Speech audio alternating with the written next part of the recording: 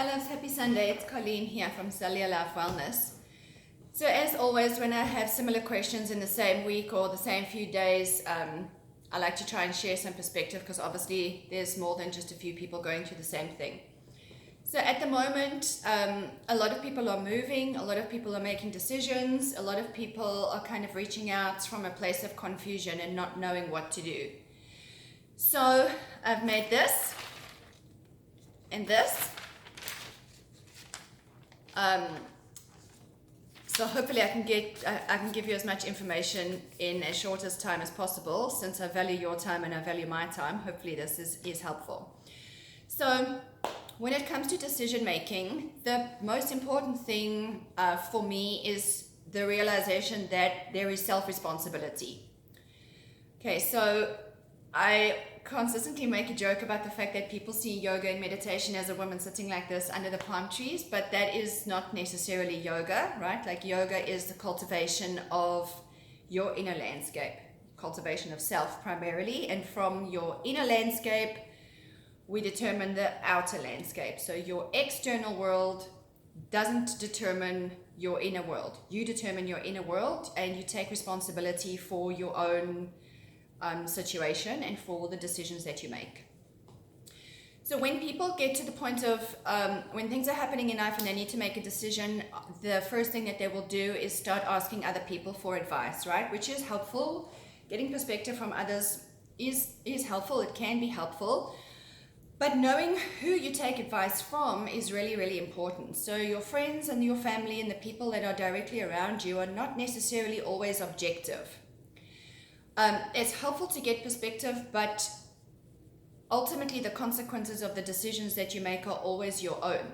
So that is really important. Like your self-responsibility is primary, and realizing that the people around you are giving you input based on their experiences. So if they haven't experienced a similar situation to you, they're not going to fully relate to what you're dealing with. So there's always a question mark on who you're taking advice from and whether or not that advice is practical, objective, and helpful. Relationships. So everything is a relationship. The primary relationship being your relationship to yourself. So this is really important. If you don't have a really good relationship with yourself, it impacts relationship with others. So your relationships are, like I said, primarily relationship to yourself, relationships to friends, relationships to family, your co-workers, but your relationships also include relationships to food, which is huge in the yoga industry. There's a lot of struggle with things like bulimia and anorexia, even though yoga is perceived as being a healthy movement. In many instances, it is not when it comes to food, and also your relationship to money. So when decision making comes up, there's always the relationship of money. Like your personal relationship to how you work with money is something that you need to be very clear on. What your decision impacts, impacts, right? So when you're at that decision making point, you need to consider what you're actually investing yourself in. So the situation that you're currently in, if it's worth investing more of your life and more of your time into the current situation, and what you would be investing yourself into if you made a decision and did whatever the other choice was. Your why. This is really important. So your personal why is really, really important, and it's not the same for everyone. Everyone has a different personal why, right? But a lot of the time people make random decisions based on things that they see on social media, or they see things in movies, they see things going on with politics. So we make decisions from a place of external environment as opposed to questioning what your personal why is, where you are coming from. Your responsibilities. So when you make a decision, you have to be clear on what your responsibilities are, whether you have debt, which comes into your relationship with money, whether you have children, obviously the things that you are responsible for, right? But primarily your responsibility to yourself is the most important responsibility. For decision making, knowing your stress response, right? So when people are really overwhelmed, you can't make a decision from a place of clarity because of the stress response. So knowing what your personal stress response is when you're under a lot of pressure, is your basic stress response to fight, run away, flee, or fold, right? So go into hiding. This is important, and it directly relates to traumatic experiences, which I'll speak to in a minute. Decision making and your personal lifestyle, so how you live your life at the moment, how you want to live your life, also from a yogic perspective, and also from a Western health perspective. Everyone's nervous system processes information and processes stress in a different way. So knowing your constitution and knowing how your body responds to stress will give you clarity so that you don't make a decision from a place of total confusion when you're spinning all over the place and your body is overwhelmed with stress.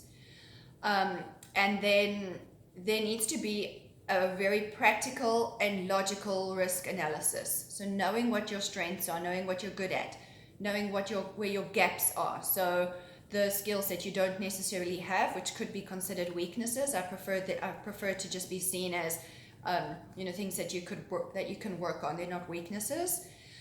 What your opportunities are in the current situation that you're in, and what the potential opportunities are within the other decision that your other choice, and then the things that can go wrong. So it's very important to know what could go wrong if you stay in the current situation versus what could go wrong with the choice, with the alternative choice. This is really important because what could go wrong is going to impact your responsibilities. So it really is cultivating a roadmap, right? Like rather than making a decision from a place of total confusion, it becomes a roadmap and an analysis of what you know to be true and then what could maybe happen. Once you've got that from a logical and practical place, then you can kind of feel into it and realize how that actually sits with you. So a lot of people, particularly women, are emotional decision makers, right? They make a place from pure emotion and then only deal with the logical and practical things afterwards. Men's approach tends to be the other way around. They tend to be very logical and practical first, and they're able to compartmentalize their emotions afterwards. For me, I think I'm quite balanced in this. I think I'm particularly, I realize that I'm left and right brain relatively balanced. So, of course, I am emotional in nature. Otherwise, I wouldn't be doing the work that I'm doing. I wouldn't relate to people's emotions if I didn't have an emotional involvement in my work. But at the same time, I'm also able to be very logical, practical, and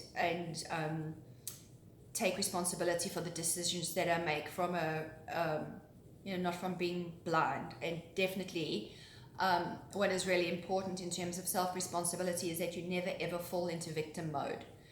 Once a person falls into victim mode, it can be really difficult to get out of that mindset. So self-responsibility, taking ownership for your life, being the master of your fate, captain of your soul, is very much how I go through life. I'm never a victim of circumstance. So when there's been a traumatic experience, this kind of changes things a lot for people because for many people, it impacts personal security. So at the moment, I'm seeing this a lot, like this sense of people feeling particularly insecure within themselves. And when there's this inner insecurity, we don't make decisions from a wholesome place, right? We instinctively make decisions to try and get financial security or housing security or food security or things like this, kind of grabbing all over the place. But with yoga and with meditation, one of the most important things is learning how to cultivate security within yourself. And so for me, that has essentially been that's where I make decisions from. Like when I know that I'm under a lot of stress and I know that I'm under a lot of pressure, I am very sure that I make a decision from a place of an inner personal security. My security is not determined by other people or situations or things around me. My security is very much within me, and I've cultivated that. So with traumatic experiences, that sense of security can be lost. Your sense of creativity can be lost. Self-confidence, self-esteem can be lost or impacted. Emotional kind of involvement within your relationships can be lost, and it impacts your decisions. Your voice, the capacity to communicate clearly, is impacted and can be lost. But primarily what's important here is your ability to communicate with yourself. Like self-honesty and self-communication is really important. Focus and cognitive function can be lost with traumatic experiences, and so it can become difficult to think clearly. There's this kind of mental spinning all over the place. The compass is spinning all over the place. So learning how to get your mind-body connection so that your sense of security is established, your creativity is regained, self-confidence and self-esteem is regained, your emotional connection to yourself is regained, communication with yourself and then with others, mental focus, and then for a lot of people it impacts their faith. So that's also something, when there's a crisis of faith, people kind of lose, there's a sense of hopelessness, and they lose trust or they lose faith in whatever they believed in previously. So it really is a roadmap of when it comes to decision making, especially something that is a huge decision that has very real consequences and very real outcomes. It can be made very simple. It can be simplified, which, I've given you a lot of information in a short space of time. It can be simplified, but it's not the same for everyone. So it's really important that you work with someone that can help you get clarity and help give you information that is specific to you, because two people are not the same. So for me, I trust myself implicitly. I've traveled a lot. I've worked in various countries, and my inner sense of security is what I rely on entirely. Trusting in myself is what I rely on entirely, and I am never a victim of circumstance. So fear does not dominate my decisions for myself. Fear comes up when there is a stress response, and so being able to recognize that fear is a stress response and that your body is trying to help keep you safe is something that you need to listen to and be aware of. So a lot of the time people intellectualize their way out of something. They kind of think themselves out of a situation, and they forget to listen to what your body is actually communicating. And then, so for me, the reason why I'm not necessarily fearful, I don't make decisions from a place of fear, is because over the years, I've specifically put myself into situations where I knew I was terrified, because I wanted to feel what that felt like, and I wanted to learn how my body would respond. So I am a diver. I was terrified of diving, but I made myself go diving over a period of a year. It was in a safe and controlled environment. And so from diving, that really gave me transferable skills into life. So for me, I'm always aware of how much oxygen I have in my tank. So how much energy I have within myself to invest into something, whether it's a known destination that I'm swimming to. So I speak in metaphors here, obviously, whether my decision involves a known destination or an unknown destination, how much strength I have within myself to accomplish that. And then I've also done things like hiked into the middle of Borneo rainforest, and I wanted to experience what it would feel like to just simply be in a forest, kind of lost in the middle of nowhere, and how my body would respond to that. And so when you are lost in the forest, you stay put, right? Like when your inner compass is spinning all over the place, and there's large scale confusion, and there's fear, and there's all of these things that come up. For a certain time span, you don't want to get stuck in staying put, but for a certain time span, it may be necessary for you to just stay put, figure out your roadmap with the help of someone that is trustworthy, get clarity from that place, regain your sense of personal security, regain that sense of trust within yourself, and realize that you are never at the mercy of a situation. You are only ever one decision away from another decision. Then your inner landscape can determine your outer landscape. So that's already 15 minutes, which is quite a lot for this. I hope it's helpful. I hope in some way it gives you some perspective to, and some little bit of food for thought. And so how this relates to trauma-sensitive yoga is that all of these things that I'm now speaking of can be cultivated. The mind-body connection can be cultivated, and that sense of taking back your power, like you are not a victim of a circumstance, you are not helpless, you are not lost. Once that has been established within yourself, you're able to make decisions from a place of clarity and ownership of the consequences. That's really, really important. That there's never, like, you never beat yourself up when a mistake has been made. It's failure. I don't respond to the word failure very well. I see it as mistakes are simply lessons in life, and so you only ever need to learn certain lessons once, ideally. And